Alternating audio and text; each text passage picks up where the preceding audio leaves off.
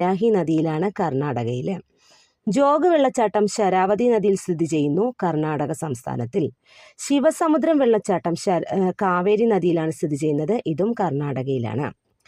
ഇനി ദുധ്സാഗർ വെള്ളച്ചാട്ടം മണ്ഡോവി നദിയിലാണ് സ്ഥിതി ചെയ്യുന്നത്, ഗോവയിലാണ് സ്ഥിതി ചെയ്യുന്നത്.